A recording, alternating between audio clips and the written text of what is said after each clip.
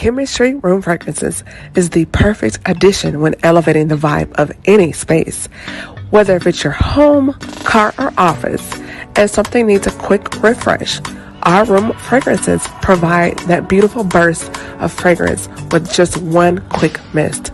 Shop now at www.chemistryroomfragrances.com and be sure to follow us on Instagram at Chemistry Room Fragrances. Chemistry Room Fragrances. Smells so good.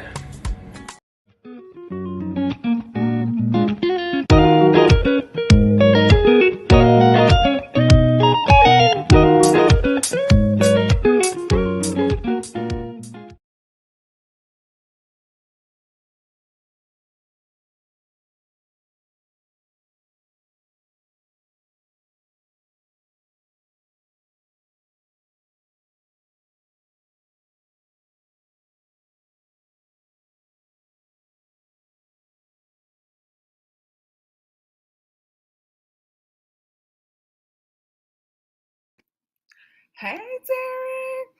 What's up? I'm trying to level up and make the guests feel super welcome coming to the show. So, we upgraded the graphics and everything. And, Listen, you you got know, commercials and all that. Come on now. I love it. we got to take it to the next level, right? Listen, you have definitely done that. So I am so Because you've been with proud. me since when we were just, Lord, it was, We were Zoom and doing audio and recording the audio. despise not the humble beginnings. Listen, and I love, like, we'll get into the conversation for Yes, tonight, but I love just being able to look back and see our growth and evolution just even over the past year. yeah. It's definitely exciting. For sure. So with that being said, what's up, everybody? It's your girl, Camille Estick. I'm host of the Speaker Podcast. This is the podcast where innovators and creators connect. Tonight, my brother and friend back, I have to say it all together, Derek D. Ross is in the building. He is here. And be sure to subscribe right now. If you go and hit that link in the bio, shop and use coupon code GBM15. That's across the board for all the chemistry room fragrances and the items, the collections, the Good Black Men merch. Use that coupon code GBM15. Good Black men still exist because what? All of them are not bad. There are still some good brothers out here. I'm sitting down with one tonight. So be sure to tell a friend, tap in, come on through, pull up, put the AirPods on. You in the kitchen, you can listen. So get in here and get this conversation. So with that being said, Derek, we're gonna hop into before we do that, I gotta ask you a couple questions because All right. I've had you on, but Mhm. I don't really know your background. Like as far as like who was little Derek before we know him as Derek D. Ross. Mhm. Who was young Derek? What was he like? I played in the dark. Like, I was one of those kids where I could entertain myself. So I had my GI Joes and stuff like that. My mom used to tease me because I used to play in the dark in my grandma's living room until I went to see my first scary movie, Friday the 13th. No, Freddy Krueger with my uncle. So, And after that, it was a no go. I went trick or treating, but I was like, just don't take me to Freddy's house. see, I was good until I saw it. After that, me and Mm. clowns and I, no sir. And the thing That, about it is, I love scary movies, so it's still like a part of like the foundation. Like my cousins, that we used to always get together mhm, growing up and watch the latest scary movie. And we still try to do that now, even as grown folks. They have kids and things like that. yeah. But yeah, I was always very creative. Loved make-up games, and we used to play hide and go seek, freeze tag. We used But to make mud pies. we did that. These kids have phones and they sitting on the couch. We were out. We were before outside. We outside. No, we were really outside for real. For real, for real, coming in smelling like outside. You know how when kids be outside all day, you come in, you smell like And they grass would and tell dirt. you, you smell like outdoors. They would tell you that. You smell like Yes. outdoors. Yes, I was a product of those of smelling like outdoors. But yeah, we used to just find things to do just in nature. We used to have, I'm telling, this was a little violent, but we used to have apple fights. So back like in the playground, there used to be like these little apples, little green apples, The little and we round. used to, Yeah. yeah, we used to line up on opposite ends. There was a And tree on this end, and be popping each other like, and we didn't have no clue, like, yo, like we could actually get like bruise and get hurt. But yeah. I told yeah, somebody the other day, I was like, if you think about our childhood, we could have died. Like the stuff we did, I'm surprised we're not dead. We did some crazy things, but we yes, didn't have social media and all that. We entertain ourselves, and I think that hmm, helped us being creators as adults yeah, because we straight from the imagination. We Yeah. freestyle it. I couldn't imagine not like being who I am without the childhood that I had. I know. Even the conversations. Oh, like right now, grits, sugar or salt. Well, okay, quick backstory. I didn't eat grits until I was like in like late middle school. I used to eat cream of wheat growing up. So cream of wheat and grits for me, that was the closest connection. So I ate it like cream of wheat with sugar and butter. So, but I've grown to love like shrimp and grits with like, you know, cheese and things of that nature, you know, as a meal. But yeah, it took some time to get there, but I had to start off with sugar and butter just to get me acclimated to grits. And then I elevated as I got older. Okay, don't take my black card. I didn't eat grits for the first time for real until December 2019. It's never too late. Come on. You like them now though, so Yeah, because okay, so my god sister Kia, what's up, Kia? So she made breakfast for me one day. I just got out of the Navy and I stayed at her house before I came to Charlotte. And she was like, "Oh, I made breakfast for you." And she made grits. And I'm a texture person. So I was like, ugh. But she's like, no, yeah. no, no, no, no.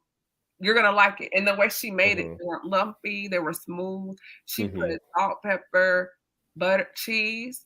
I messed those grits up. And ever since then, because of how she made it, now I'm doing like jalapeno grits, and grit. Like, yeah, I can do a good grit. Grits are like, it's a good foundational piece where you can spice it up, spice it down, and you can Yeah. really make it, you know, Yeah. a lot of different dishes with what you add to it. So that's a dope piece. Yes. Okay. So I'm because you know I like to get to know my people. So who's your favorite person? Who is my favorite person currently, like as in today? If there's somebody like, oh man, when you see them, maybe it's in social media or even in person, like who is like, oh man, they were so dope. You know what? I would have to say Tabitha Brown. Yeah. Right now is like my absolute favorite person. Yeah. Outside like people who I don't know, like who's not connected in my Right. immediate circle. But yeah, Tabitha Brown, I love what she stands for. I love everything that she's doing. And it's funny because my mom introduced me to her because my mom used to watch her all the time when she You was met Auntie cooking. I haven't met her, but well, I'm like on social media. So my mom introduced Okay, us okay. because she used to watch it. I'm like, what are you watching? And she used to watch her cooking and stuff like that. She's like, I love her. And so I started watching her because of my mom. And then, you know, I just got hooked. She is like, there's a warmth to her. Like her presence, she's just like, hey y'all. I know, right? You're like, hey girl, what's going on? I love it. Like that's to me, like when you're like at peace and you know your purpose and your walk is good, meaning in life, it exudes, it comes out of your pores. And she just shows up and it's just like, hey y'all. And I'm like, Yeah. "Ah." Like, yeah. Yeah. And that's, you know, I was watching a sermon the other day, and that's wisdom, right? Because to be able to do what she does, maintain that type of sense of self, her religion, her faith, but then also be able to respond to people and haters and critics the way that she does. That's a level of wisdom that only life and experiences can teach you. And I only pray to be that poised and to be that thoughtful and to be that aware of how my words are powerful and how I interact and respond to people, you know, from a place of understanding where their hurt may be. And that's why they're acting the way they are, you know? Yeah, for sure. I think my person one for me, Gail King, just from a media standpoint, like she shows up, she's vibrant, she's funny, she's smart. I love like what glasses are going to be on her face today.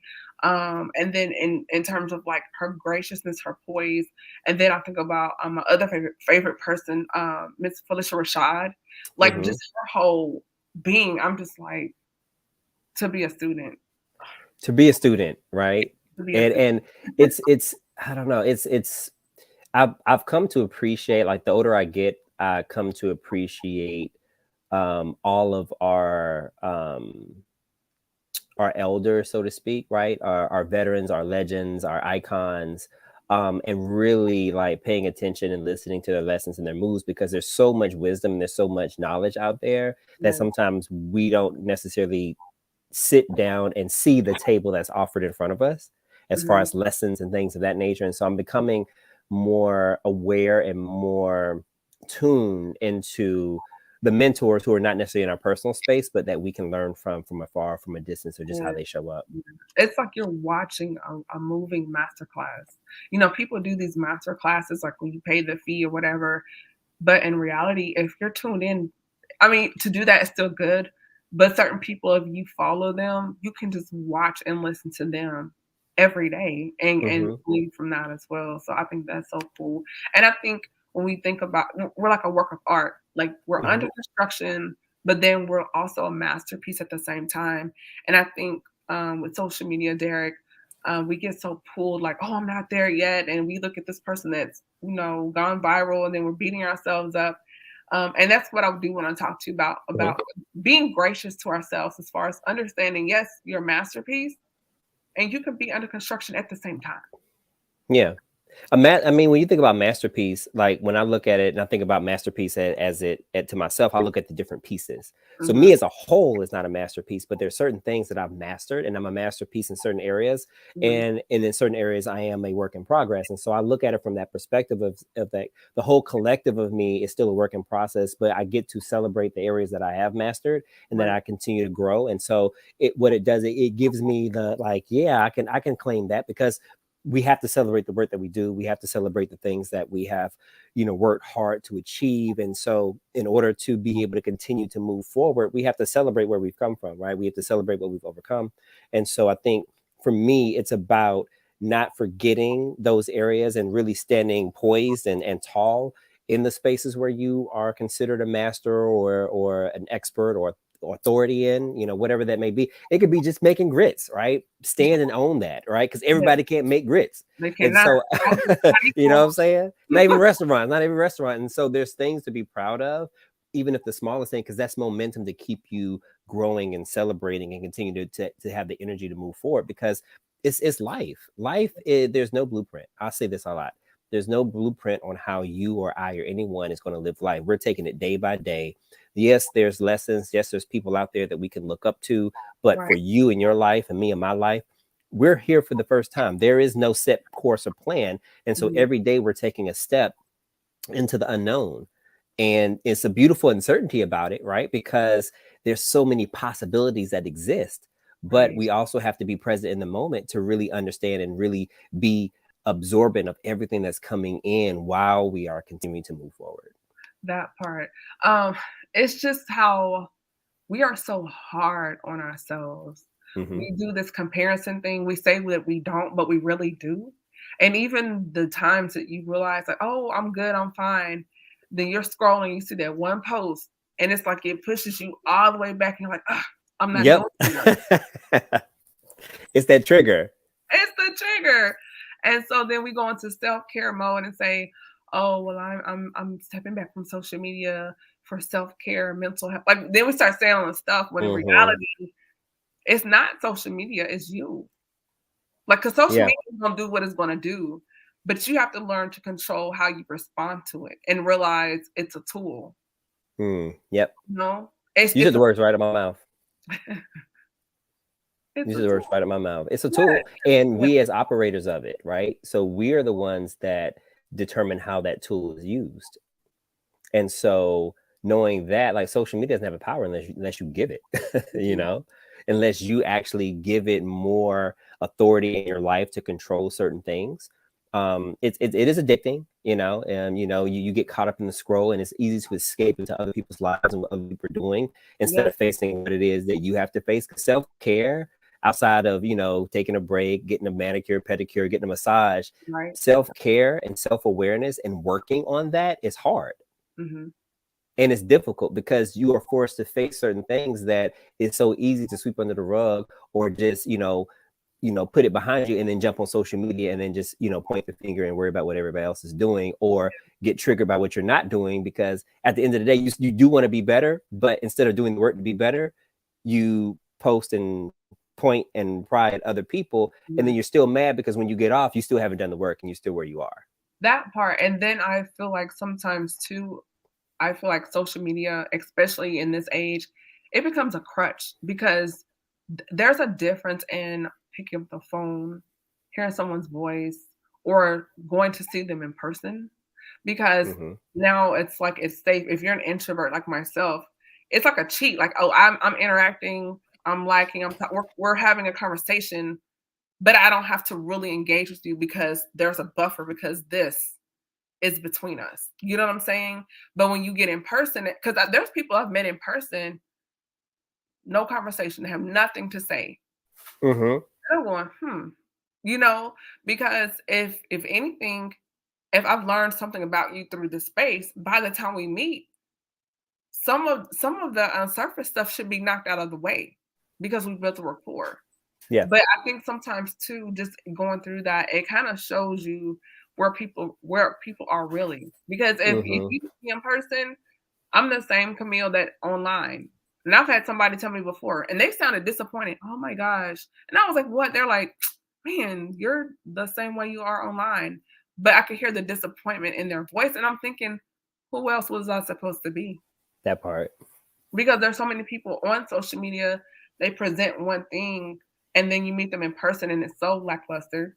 Yeah, it's so dissatisfying. Like and that's why you have to be very careful about how you, like, to your point, how you present yourself and how you show up, because you set the tone for people to then create the persona of you that they think the you fantasy. are. Yeah, the fantasy, whatever that may be. And so if you always popping off with the mouth, but nothing that you say on social media is ever your original words, and then you get in person and people are like, okay, well, where's all where's all that? And it's like, that was never you, because you're just out here copying what people say and reposting as your own, and you haven't developed your own voice. Excuse me. And so I think I agree wholeheartedly. Like, I had to take a step, and I won't even say take a step back. I got busy. I was working, I was grinding, I had things going on, and social media just wasn't the space where I needed to be at the time. But I popped in every so often. But it was good because and it's twofold, right? I always say be intentional about what you're going to use social media for. Like, for me, it's to stay connected. It was so, at one point when I was, I still do entrepreneurship, I still have my business and stuff like that, but there was a certain point where I was doing more one-on-one coaching and things of that nature. And so at that point, social media was a space where I was like, I need to monetize this. I need to position, I need to put expertise out there. I need to do all these things. But then Clubhouse, listen, I ain't been on Clubhouse in so long. I was on there this morning. It's changed a lot. I need to pop in just to show my face and see what's going on. But I felt the need to be in and on everything, to the point where I was exhausting myself because I was putting all this unnecessary pressure. And so I took a step back and I said, how do I really want to use social media? And I went back to how I started. It's just a space for inspiration for me. It's a space to connect, to have conversations. And that's how I want to use it. I don't necessarily want to use it for business, and not to, for those that use it for business, hey, big up, great. But for me and mine, I don't need it for business because of the work that I do. It takes place behind the scenes, right? And so for me, I had to really get clear on that, because it's easy, to your point earlier, when you're watching other people, to get off, to get distracted and start to pick up and do things that don't necessarily apply to you in your journey, but you're trying to pick it up and do because you haven't set the clarity for yourself. Good point. So as you know, our podcast, I have ebooks, chemistry, the shirt like this. And I've had a couple people, men and women, tell me, well, Cam, if you want to go viral faster or whatever, you're not an ugly person, you're a nice looking lady, maybe you should dress like this and post that and do this. I could, but that's not me. That's not what I'm selling. That's not my message. That's not my lane. And I don't feel like that's true to myself as far as my branding is concerned. And then too, with social media, because certain narratives can be trending. If you're not sure of who you are, your purpose, and what your voice is, the other social media voices can come and infiltrate your brand to where Derek doesn't sound like Derek anymore, and Cam doesn't sound like Cam anymore. And then you become another face or another person. I've had someone say, oh, well, your content is so serious, and maybe you should podcast more about, the social media as far as like celebrity. And I'm like, it's so much of that mess out there. I don't want to talk about somebody getting slapped. I don't want to talk about this person dating this person. Like, there's so much crap out there as far as what I feel is important to our community, meaning Black and brown people. I feel like I do more service to us, to myself, if we talk about mental health, if we talk about relationships, if we talk about our finances and building legacy and wellness, spirituality and relationships, and like things that people are really dealing with. I think in longevity, it does more service to me and to everyone if I stay in my lane and do what I'm purposed to do versus following what's trending. Because the trends update, it'll be something else next week. Absolutely. And it'll drive you crazy trying to keep up. Absolutely. And I think that's where people get discouraged and where people don't last long. But in order to have longevity, you have to have a solid foundation. And, you know, having seen your growth over the years from when you started and you were, you know, kicking off this journey, you're doing the exact same intentional focus with different stories, different voices, expanding platforms, and you're still here, right? It's the consistency. And you've built, you know, a foundation for, you know, women out there who will look up to you, you know, and say, oh my goodness, like Camille is such an inspiration to what she's doing because you stayed consistent. You didn't compromise your values because somebody else said, oh, you should do this or that. No, you stayed true to you, and success will continue to follow. Right. And so I applaud you for that, because it's so hard in a world where they want you to conform, to do what everybody else is doing, to maintain your individuality and continue to push forward as you, and trust in that. Right. There's so many times where we don't do what we hear and what we innately know, this is the path for me. But because it's going to take work, because it's not, you know, a blueprint that a lot of people are, you know, seeing out there and just taking it and just putting their name on it and going, it's going to take a little bit more work to dig your own path, right? To dig your own, you know, to build your own home from the ground up, so to speak, right? And so, you know, I would rather build my own home on a lot of land than to go to a complex where all the houses look the same. You can't tell anything from anybody else. Cookie cutter. And that part. That's not what we're not trying to do. And just like with you, and it's, you know how when you meet people and sometimes you don't know who and what's in front of you, you were like that pleasant surprise. Well, thank you. You know that, like, the more I get to know you, I'm like, people, what now? Oh, you know? And it's just like, wow. For example, like the Inspire event, that was so good. I was like, my friend is on the board. My friend is on the board. You know, it's like the bragging rights. Like, no, my friend's on the board. So let's kind of talk about, before unpack some other things, I do want to give Inspire some shine, because, you know, I have a heart for philanthropy and community service. What is Inspire? How did you get involved? Like, what's up with that? Because I was like, this is cool. Yeah, you know what? It's funny. We Inspire Movement was a friend. He's now a friend of mine who is the CEO and founder. But years ago, he reached out to me and you know, to donate. It was like We Inspire Day, and so it was like a day of inspiration. And then I followed the platform. I donated, and I love what they were doing. You know, I'm in media, I do PR, and so storytelling is always a fundamental part of any kind of brand, and how you establish and distinguish yourself amongst the many is your story. And that's what people connect to. And so seeing that they were always creating and sharing positive stories within a time where a lot of news publications and platforms always speak to the negative, and it's kind of very daunting to go and watch the news and you feel stressed and depressed. But here they're focused on sharing positive news that inspires people across the world and inspires them to want to be an inspiration to those in their community. And so flash forward, you know, a couple years later, and the opportunity came. Actually, it came twice. So there was one time he was trying to recruit me to be on the board, and I just didn't have the space, the capacity, or the commitment to support. And then I think a couple years later, the opportunity came again, and so I went through the process. But I was in a space of knowing how I can directly support and really help to amplify and support the organization as a whole. And one of the biggest things that we focus on is, you know, opportunities for youth who are interns, who, you know, major in communications and journalism, to really get the experience from a news organizational perspective of interviewing, identifying the story, doing the research, posting it, owning that whole process to prepare them for you know, a career outside of school. And so that was my experience growing up. Internship was a great opportunity for me to decide what I wanted to do in the world. And so anything that really pours into the next generation, I always want to be a part of. And because it's spreading good news and inspirational stories, which I think is missing in the world, if I can be a part of that light that can help shift someone's day or help someone else, share their story and open up and just shift the trajectory of their life, I'm all about it.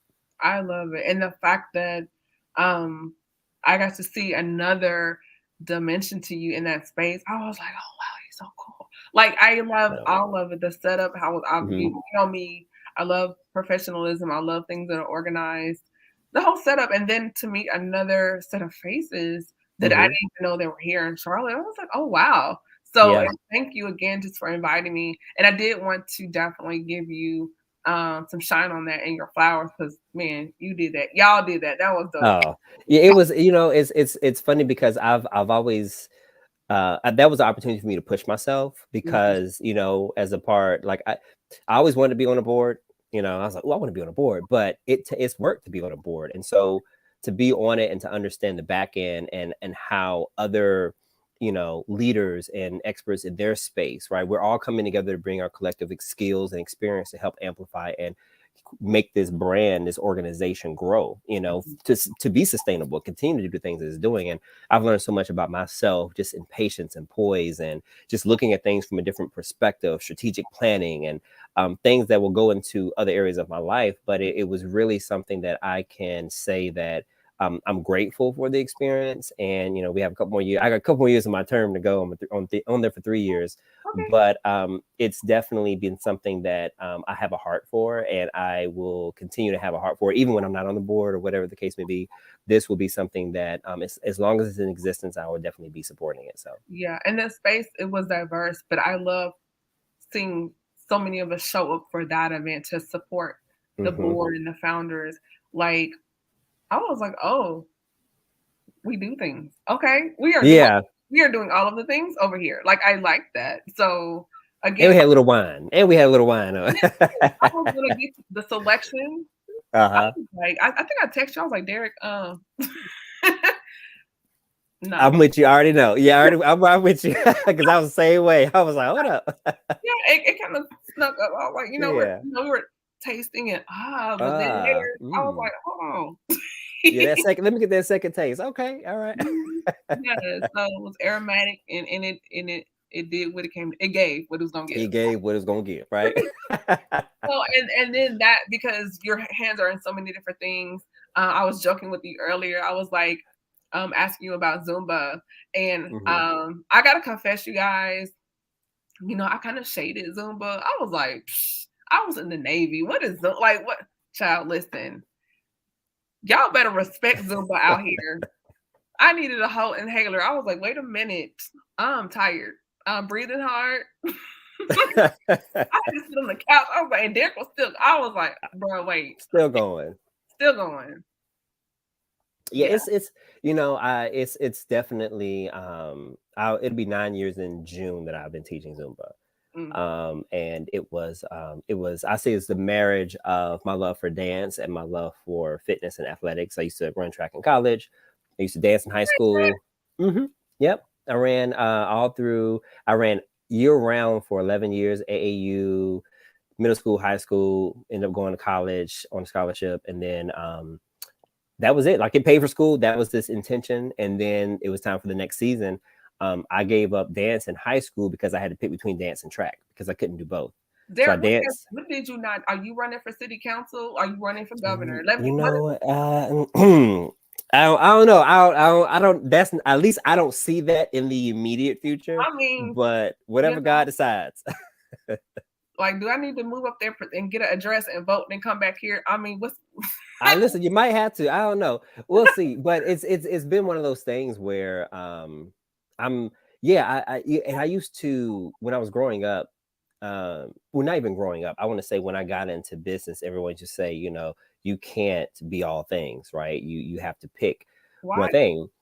Right. And I'm like, well, what's the stats on this? Like, who says? Because everybody's different. Now, just because that may not work for you, don't mean it's not going to work for me. Exactly. And so I've always wanted to be a part of different things. If there was an interest, then I was going to be a part of it and try it out and do it. And whatever I gain from it, great. And even if it's not a lifetime, it's only a season, that's cool too. But I want to say that I've lived a life of experiences, and I did not just pigeonhole myself into doing one thing and not trying other things just because of the fear or whatever. Like, yeah, it's going to take planning. It's going to take focus. It's going to take organization, but it's definitely possible. And I think what people should be teaching is just, capacity building, right? Mhm. There is a capacity that we have to be aware of for what we can and cannot do. And I think that is about capacity management more so than, oh, you can't do these things. Let's figure out what your capacity is.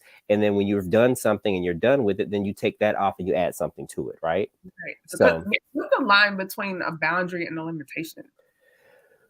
well, a boundary is something that you set really around, what you've grown to learn about yourself, right? What you have, um, come to understand is spaces where, for me, where people can't cross, right? If Right.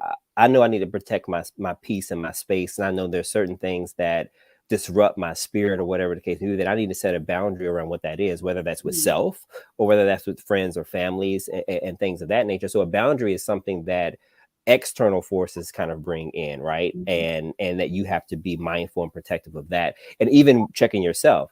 I think from a limitation perspective is that's just a reality that there's certain areas that you may be limited in because you don't have the skill set or you don't have the capacity, right? So to Right. speak. And so you need support and you need, to understand what those are so that you know how to build the support, the resources around that limitation to then be able to achieve what it is that you want to achieve, right? For Mhm. me, there may be, I need a team around some of the work that I do. I have a limitation. I only have a certain number You of do a time. lot, sir. You do a lot. Right. I only have so much time in a day. So my time is limited and then my capacity, right? My energy is limited because you burn yourself out. So I need a team and I need a assistant. I need some things around me to help navigate all that I need to be in touch and a part of. And so that's a limitation. But boundaries are when I know people who have to hold their weight come in. I can't let them in a certain space. You can work for me if you don't have this type of energy, this vibe, this work ethic, then you can't be in my circle. I need to create boundaries around people that's not going to hold their own or Gotcha. show up fully.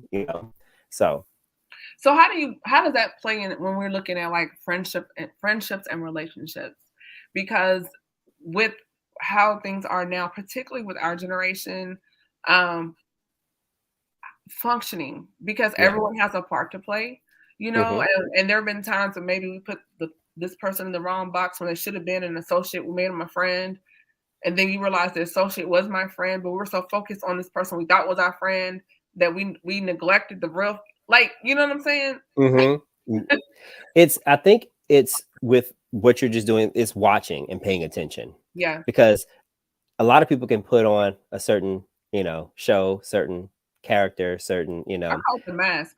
right, the mask, right? So everybody can wear a mask, but after a certain point, if it's a mask, it has to come off because mask will sweat, make it, you can't wear a mask for life. You could Exactly. try, but eventually the truth of who you are is going to come out. And so for me, it was like with friends, is it's one was testing their response to situations that didn't go in their favor, right? Mm, And especially when it came to me. So if I had to give them a limitation or if I had to tell them the truth about themselves, how do they receive that? And how do they then act as it pertains to our friendship? Because mhm. if me telling you the truth because I love you offends you and makes you mad at me and you don't want to be around me and then you go talk junk behind my back, then you're not really a friend. And you're not a friend that I need in my life because you don't have the capacity to carry the truth or what it means to be my friend because I'm gonna keep it 100 but I'm gonna do it with love.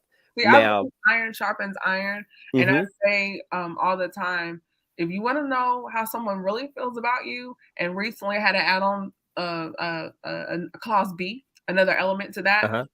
piss them off or die. You want to You'll know? see. Yeah. You want to know how people really care about you, how they Mhm, feel? Die or make them mad. mhm. When I say it reveals so many things, child, listen. Because people feel and it's funny because I've had to, like, over time, I've had to make decisions about friendships that I thought were gonna be a lifetime in the moment, right? Yeah.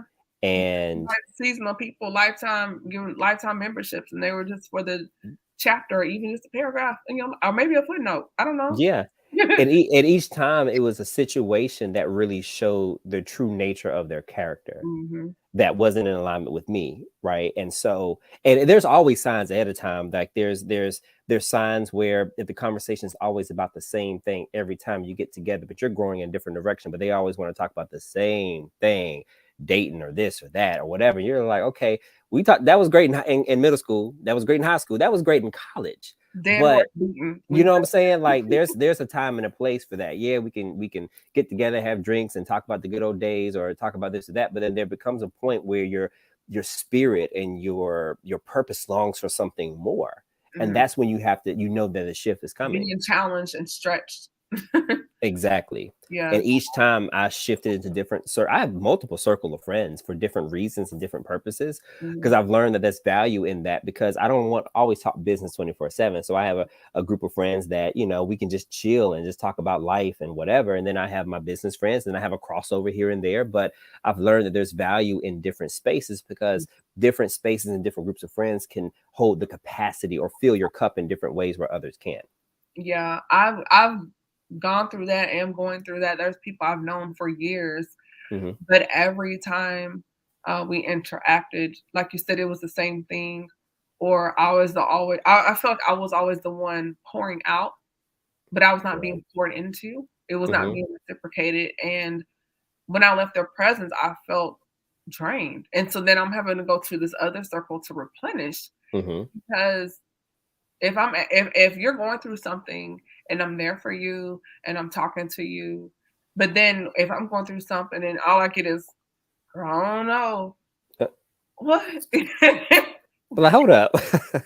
I didn't, girl, I don't know you. Hold on. Or I'm talking to you and all I get is,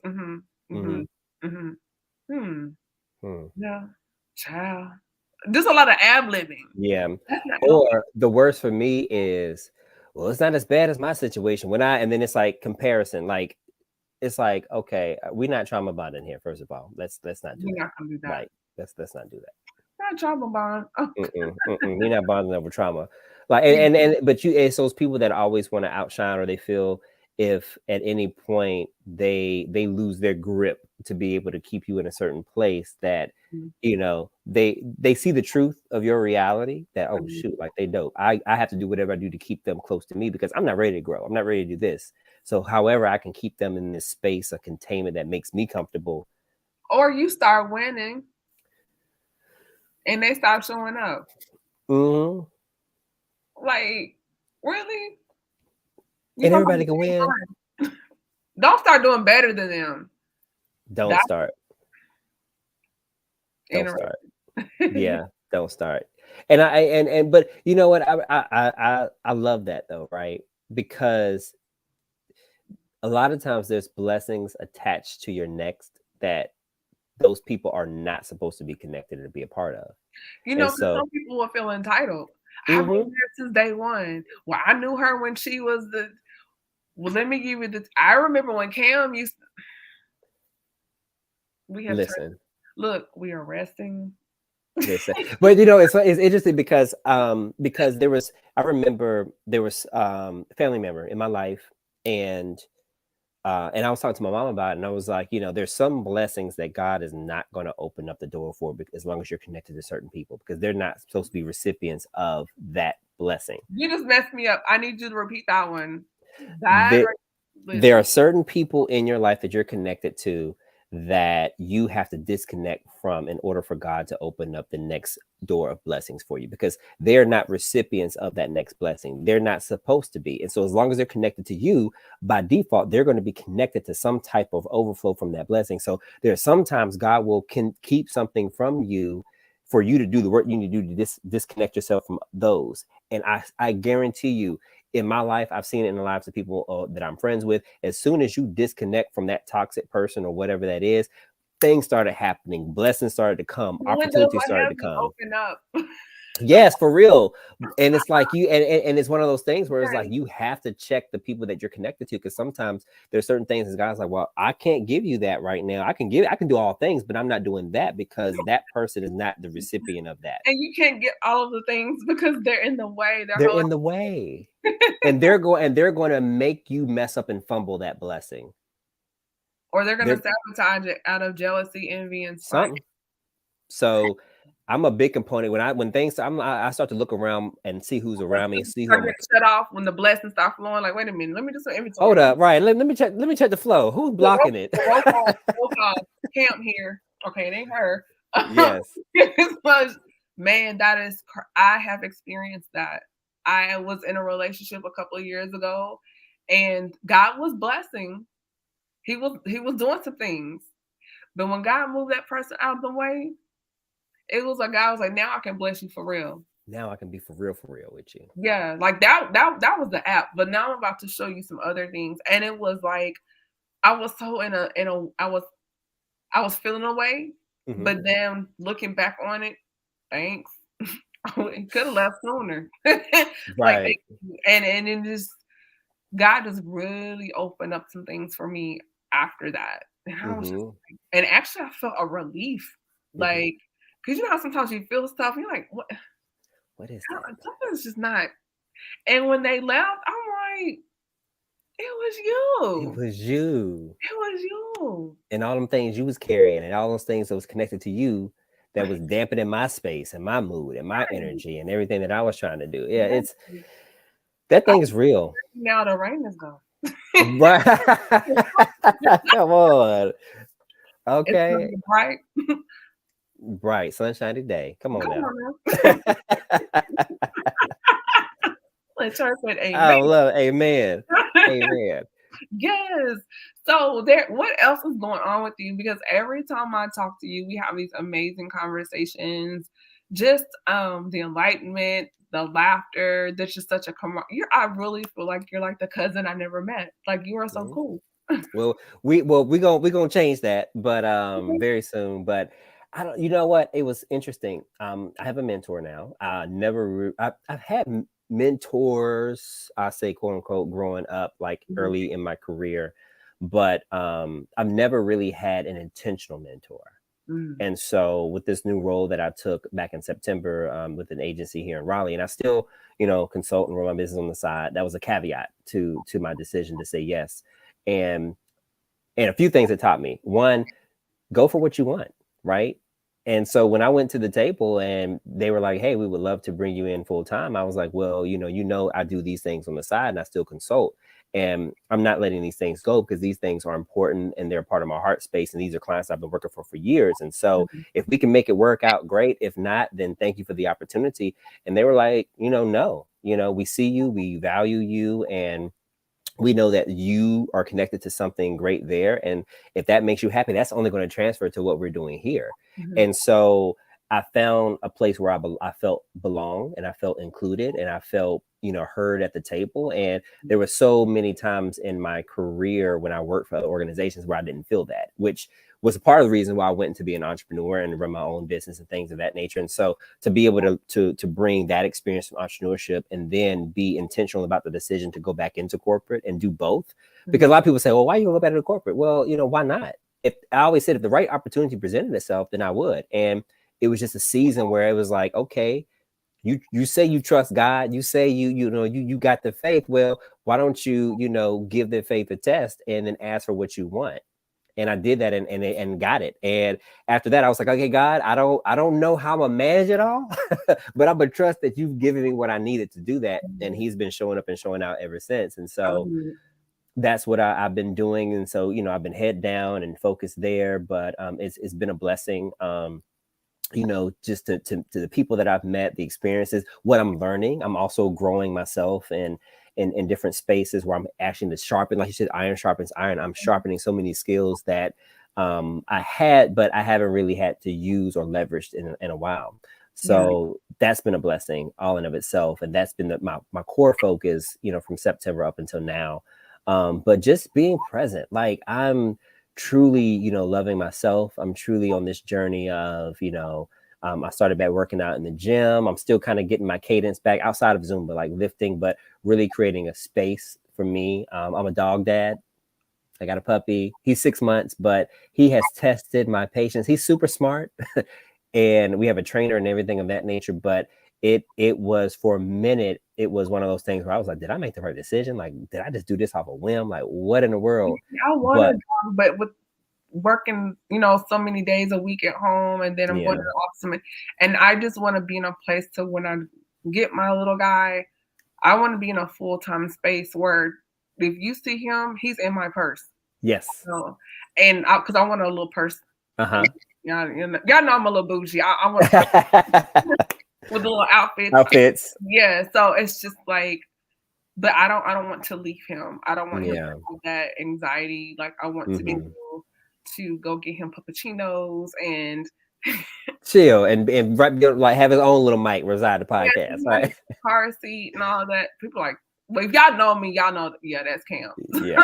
So I get it, but I want to where things are to where I don't want to put him in that space, just as if I were a mother. Yeah. If I were to be a mother one day, I want to be in a space to where I'm not leaving my kid with some stranger, you know, and to be there. So it's just, I get that. I think that's dope. And I think to see you in corporate spaces, even though you've been in and out of corporate America, I think right now, someone like we need people. We need more people like Derek D. Ross in those spaces for representation, to have a voice, to change the narrative, how you connect with people. I think your presence is very imperative, especially now, showing up as a good Black man in those spaces. Listen.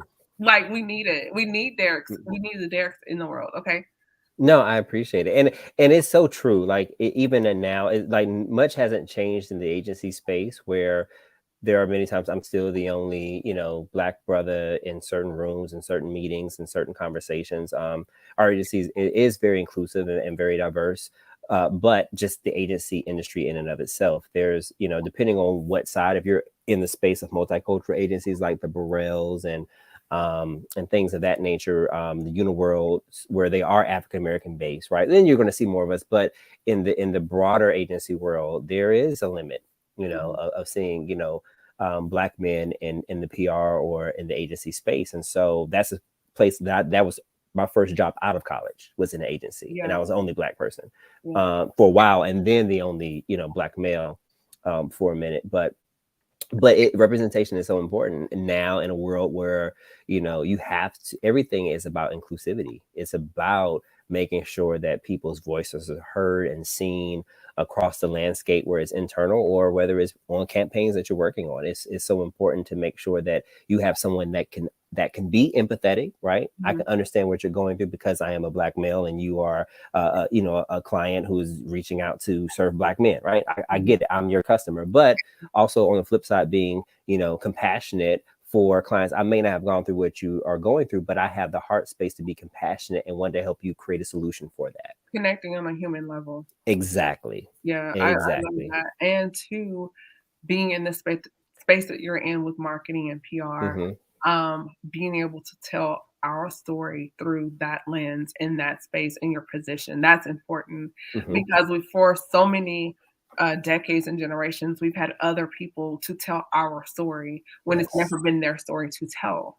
And to have people like you in those spaces to say, no, it goes like this. This is what it should sound like. This is what it should look like. I think that's very important. Even podcast, the microphone, digital spaces, media, it's important for us to tell our story.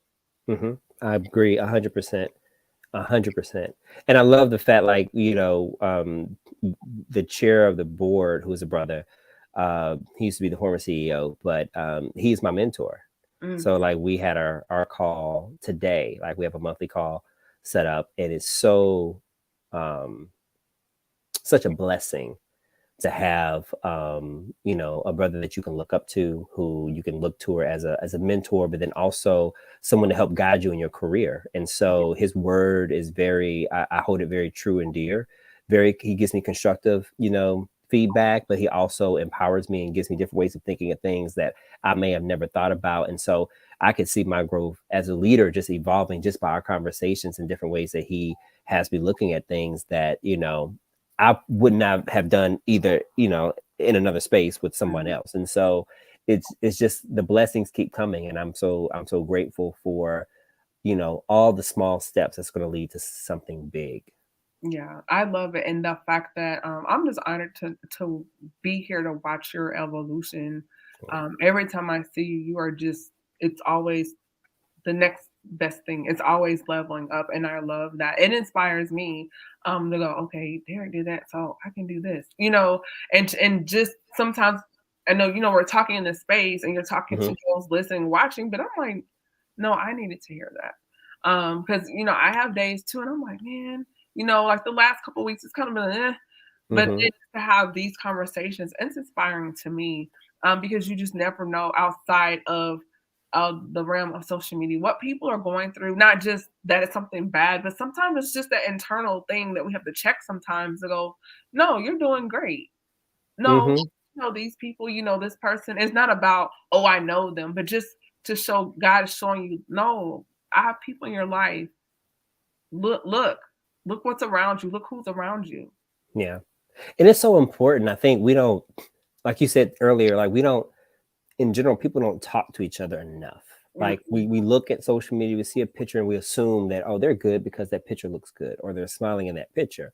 And what I've come to realize is like how much I love, my words of affirmation are it's one of my love languages, but how inspiring and motivating it is for someone to see the work that you're doing, that you are trying to put out, and someone receiving it and seeing it. They see your energy, they see your effort, they see, how you handle a They see your heart. situation, They and see they your heart. Yeah. exactly see everything about it, and they call it out, and I'm like, wow, like, so my intentions were seen, and what I was set out to do, it was delivered in that way. Oh my goodness, I'm in the right track. So it helps me to even level set with myself to make sure that I am still on the right path and where I'm trying to go. And I think that's super important that we celebrate each other. We say, I see you, I see what you're doing, I love what you're doing, and get specific. I love how you're showing up. I love the evolution of your graphics and your commercials and the products you're doing. And you just really yeah, I'm talking about you. I'm talking about you. And so I'm talking about you, right? And see how I weaved over to that part. But it's great to see because we put so much work into the things that we're doing. And and we still have that connecting on a human level. We want to be seen, we want to be heard, and we want to be connected. Ooh, so you Mhm. saying that, it made me think about Senator Cory Booker Mhm. when he acknowledged now Chief Justice Chief Justice. Ketanji Brown Jackson, and when he said, "You're worthy." And before we close out, I do want to touch on that because Mhm. us as Black people saying, "I see you. You're worthy. You belong here." Just like you and I, how we affirm each other on and Mhm. offline, like doing that. Yeah. That's so major. Man, your graphics are getting better. I love your content. You're on a board. I think that's dope. Or I saw this. Like, we need to keep doing, we need to do that and say, I Yeah. see you.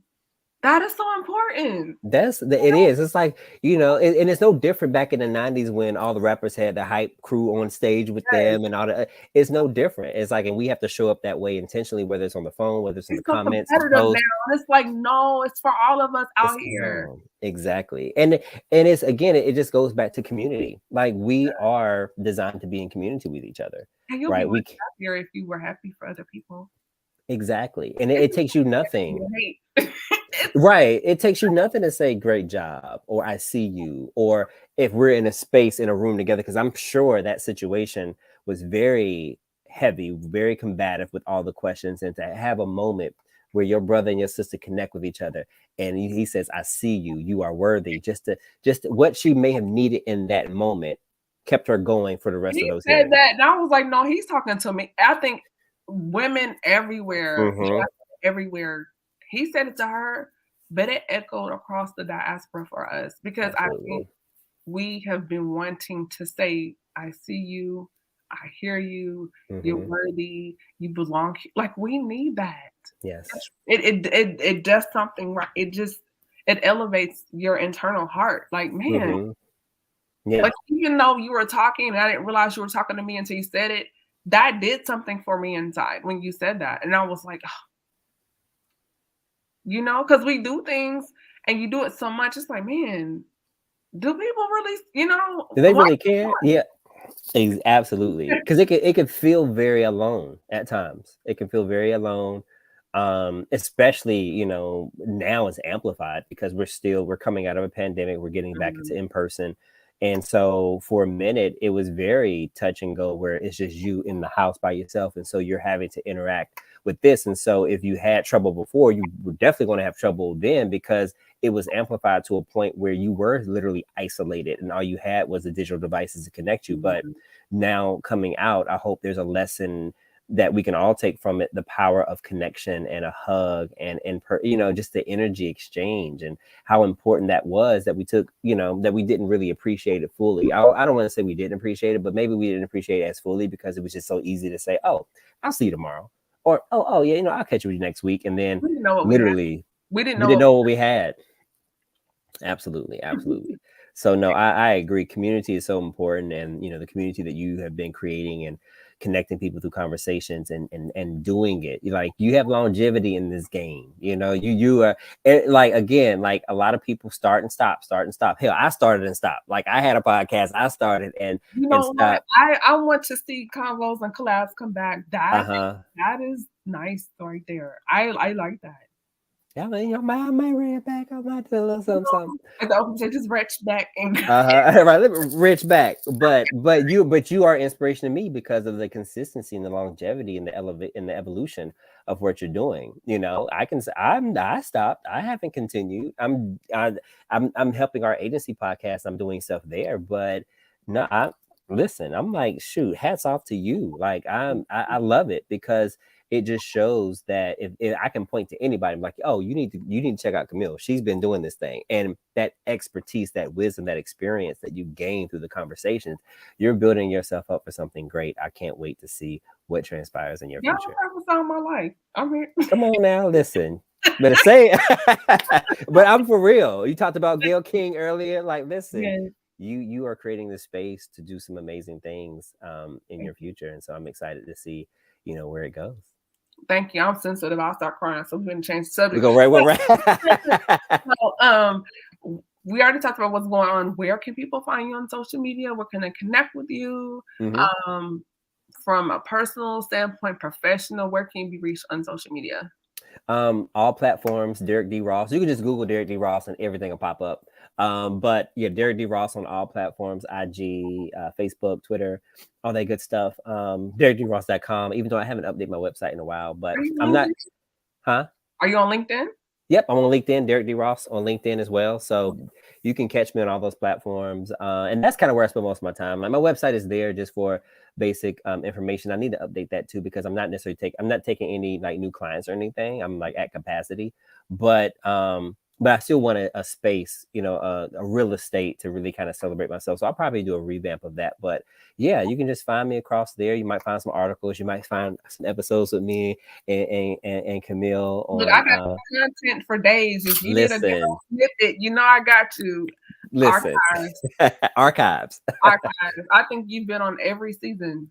Mm-hmm, I think so. Yeah, this is season 10. You listen. Yeah, you got receipts, bro. It's dope, and that's I love that 10 anniversary. 10. What you doing for the anniversary? What you doing? Well, Heart and Soul is in October. Yes. And I've been on 2 Hearts and Souls. You about to be on 3. Phone in the room. Yeah. Come on in the room. We might have to do a best of like the fan, like all the fan faves. We might have to go on do like a little Heart and Soul homecoming or something. I love that. I love the ring of that. Yeah. Heart and Soul homecoming. Oh, it got ring going on. And it's in the fall. Hold on. That's homecoming season. Come on, listen. Come on, marketing. Listen. Y'all heard it here first. Oh my God. Yeah. Okay. Don't be surprised, y'all. Don't be surprised. Listen, Camille takes action. Y'all, I wouldn't be surprised if I saw her grab it next week. Listen, that's another thing I love about you would take action. So in that collegiate font. Come on now. Okay. Mine is working. Listen, you're like, hold on. Let me wrap this up so I can take these notes and put this thing. Listen. Merch. So yeah. So yeah, we're gonna go ahead and write some things down in the coming weeks. That's what it is. I'm excited. That being said, I definitely want to say thank you so much for joining me here. An honor, such a gem, full of wisdom. we're young, but you have the wisdom of an old man, and that's a good thing. That means you're gonna have a long and prosperous life, and I wish you those things. And just your endeavors going back into corporate America.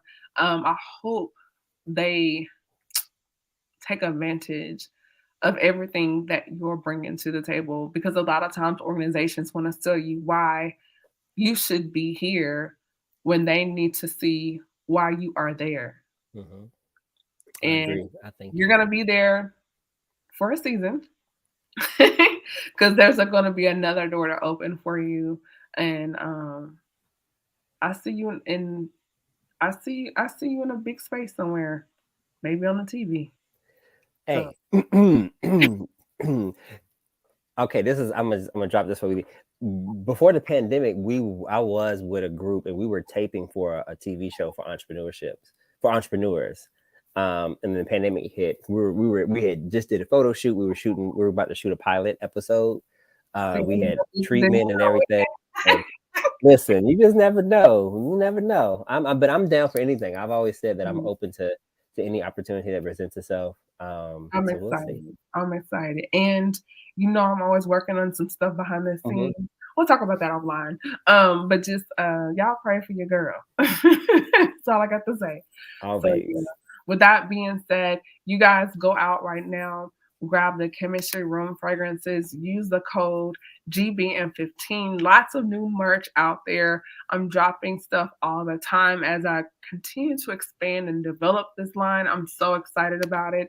Tonight, the fragrance was Butter Rum. If you have not used this or tried it, it's going to change your life. So go and grab that right now. If you go to my website and subscribe and use this coupon code right there, you'll save at the checkout, but you got to subscribe. You want the savings, you got to subscribe. Got to do it. Make that purchase. Honey, Michael Jackson said make that change. Okay, right. So with that being said, it's your girl, Camille Essick. I'm host of the Speaker Podcast. This is the podcast where innovators and creators connect. Good night, guys. Be blessed. Bye-bye.